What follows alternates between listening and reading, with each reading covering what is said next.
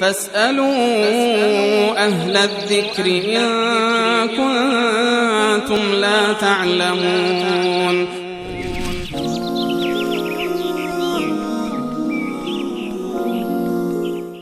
اولین سوال بیننده در مورد این است که اگر انسان با پول حرام تحصیل کرده باشد و در آینده در جای مشغول به کار شود، حال حقوقی که به دست می آورد آیا حلال است یا حرام؟ سوالی که برادر پرسنده عزیز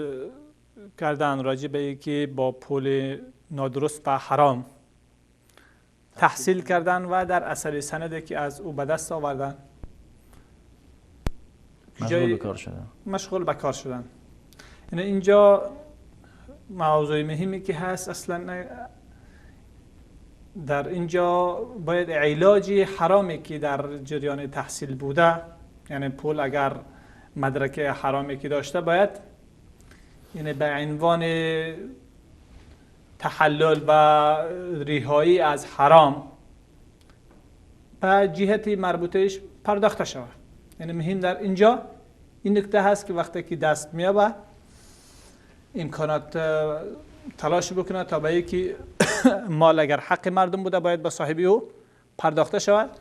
و اگر مورد نامشروع بوده باشه به اندازی او کوشش بکنه که صدقه بکنه در راه الله تبارک و تعالی. اما در مجموع وظیفه داری و مشغولیت کاری او مشکلی اساسی وجود ندارد، چون این مرحله دیگری از زندگی هست و الله تبارک و تعالی در این مرحله اونها را موفق بداره و تا که در خدمت مردم و جامعه و در خدمت امت اسلامی قرار بگیرند. پس مهم در اینجا است که اگر مال حرامی که در جریان تحصیل مصرف شده مدرک نامشروع داشته که از حق مردم بوده باشه، باید او را با صاحب اصلی پرداخت بکنه، یا که ورثه او هست یا هر راهی که برای